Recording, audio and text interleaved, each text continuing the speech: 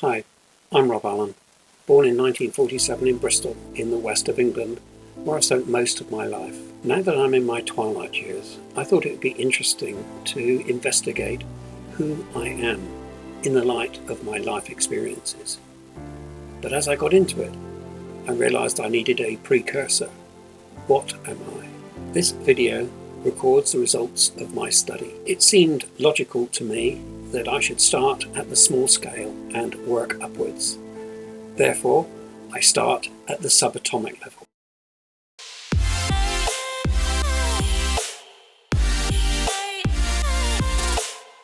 At the subatomic level, I'm comprised of energy and particulate matter that can be mass or energy, and it can be at one location or not. Amongst that uncertainty is the fact that between these entities is a lot of space. It is useful to think, particularly when I get a bit uppity, that I am probably over 90% void. Nothing. Zip.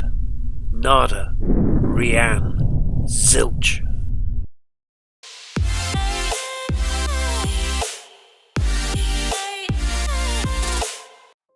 I am stardust, gathered fleetingly into form.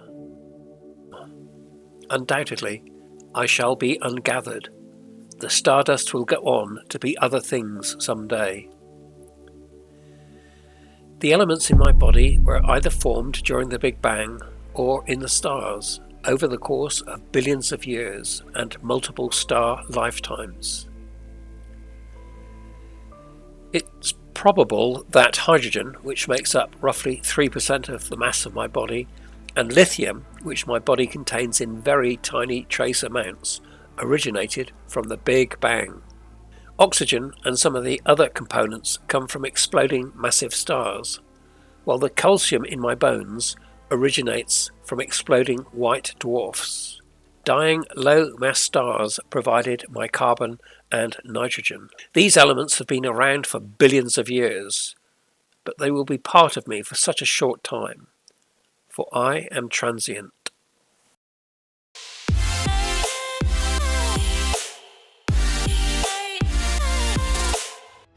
My body contains around 30 to 50 trillion cells. Maybe I'm at the upper end of the scale because I'm overweight. They vary in size, number, structure and use. Robert Hooke first discovered cells in the 1600s. He gave them their name because they resembled the cella, the Latin term for small rooms where monks lived in monasteries. I have over 200 types of cell in my body. These are the most common. These cells vary in size. My spermatozoa are the smallest, and the ovum, of which I have none, would be the largest.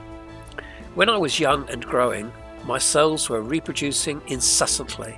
Now I am mature, the process has slowed down for the most part, but my skin cells and blood cells continue to divide and multiply all the time. Reproduction is exhausting.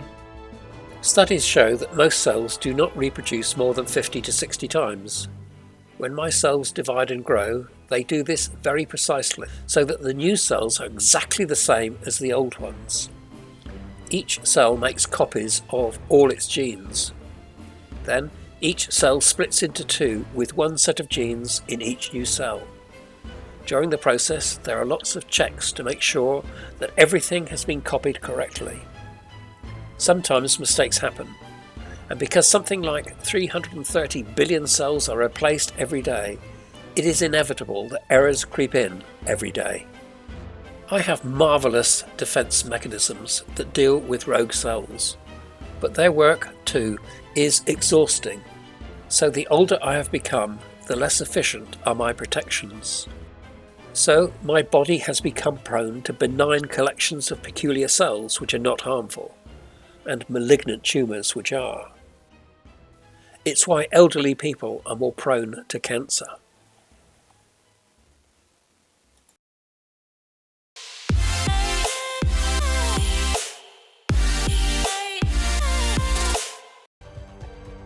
My nervous system is so vast and complex that, inevitably, an estimate has been made that if all the individual nerves from my body were joined end to end, they would reach around the world 2.5 times.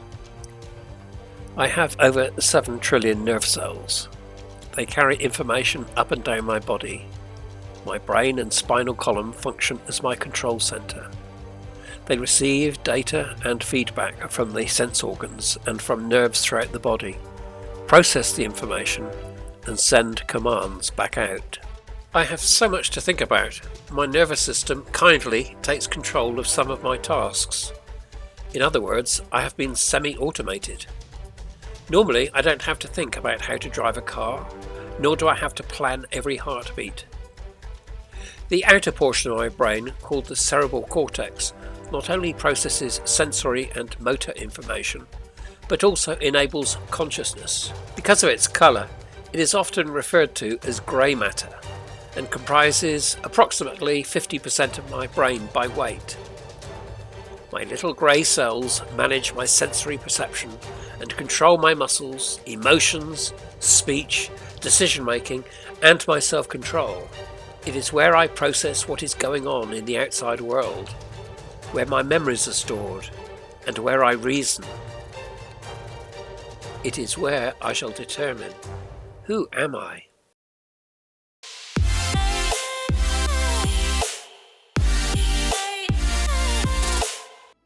As well as my trillions of specialized cells, I also host trillions of microorganisms. These microorganisms are called the human microbiota and include bacteria, viruses, and fungi that live on and in my body. As I mentioned earlier, my body probably contains trillions of human cells. My colony contains an estimated 39 trillion microbial cells made up of 10,000 species and more than 8 million genes. This means that I'm probably hosting more external microorganisms than those that comprise me. To misquote the late Michael Jackson, the man in the mirror is more hosted microbe than human. My colonies are there for a reason. We have a symbiotic relationship. I give them a place to live, and they help keep me alive. They extract vitamins and other nutrients I need to survive. I think they teach my immune system how to recognise dangerous invaders and even produce helpful anti-inflammatory compounds and chemicals that fight off other bugs that could make me sick. I'm keen to maintain my biome, so I resist taking antibiotics. I also encourage my grandchildren to play in the dirt. Despite what their parents say, too much cleanliness in the young is not necessarily a good thing.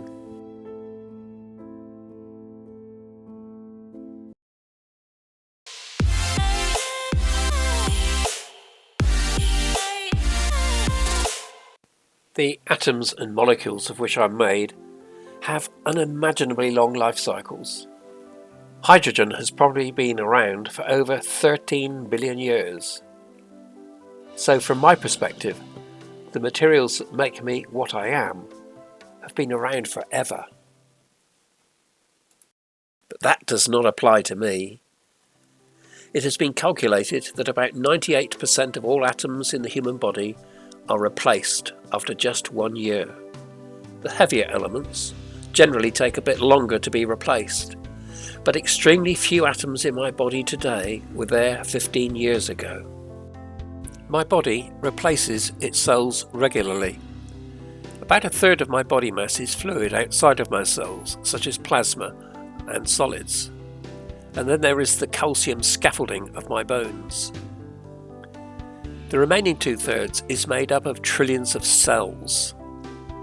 About 72% of those, by mass, are fat and muscle, which last for a few years. But I have far more tiny cells in my blood, which live only 3 to 120 days, and those lining my gut, which typically live less than a week. Those two groups therefore make up the giant majority of the turnover. Billions of cells are replaced daily, probably the equivalent of about 1% of all my cells. In 80 to 100 days, 30 trillion will have been replenished. That's the equivalent of a new me. Aging is complicated. It affects my body at all levels, from molecules to cells to organs. It also involves multiple kinds of molecular and cellular damage, and this damage accumulates with age. One way that a cell responds to too much wear and tear is simply to kill itself. In aged tissue, the frequency of cells killing themselves increases, and this process does indeed contribute to aging. But this cell suicide acts chiefly as a survival mechanism that protects the larger body from injured cells that could potentially cause trouble, notably ones that have become malignant. So my age and demise is driven by the gradual lifelong accumulation of diverse forms of unrepaired molecular and cellular damage. At all stages of my life, even towards its very end, my body is doing its utmost to stay alive. But, conversely, it seems most living things place a priority on the perpetuation of the species, rather than on building a body that might last forever.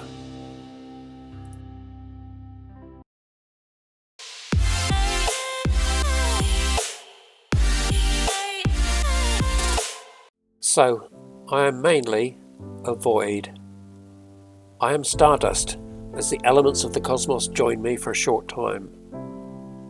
I am a bunch of cells that don't last very long and are constantly replaced. And I'm in a symbiotic relationship with colonies of microorganisms, to whom I give shelter and sustenance in exchange for help with processing energy and resistance to attack from malign organisms. But most of all, I am transient. Every part of me has been repeatedly replaced. Physically, I'm not the man I was merely 10 years ago. Well, that is what I am, Rob Allen, a physical being in continual reformation. I think it creates new perspectives about who I am. How is it that I can remember the events of my youth? The abstract me, memories, feelings and so on, has outlasted the components of the physical me. What happens to the abstract me when the physical me is exhausted and perishes? Am I homeless? Does the abstract me have eternal life? Did it exist in a previous realm? Does eternity stretch back to before I was born? I suppose that the physical me was created in a passionate act in the summer of 1946. Was it random or preordained? Was it even me back then? There's probably almost zero physical prenatal content in what is now part of me. Does the abstract me persist in another realm? I guess there is only one way to find out, and that day of discovery looms closer and closer. Right now, I'm happy to think that I exist. Still, after all these years,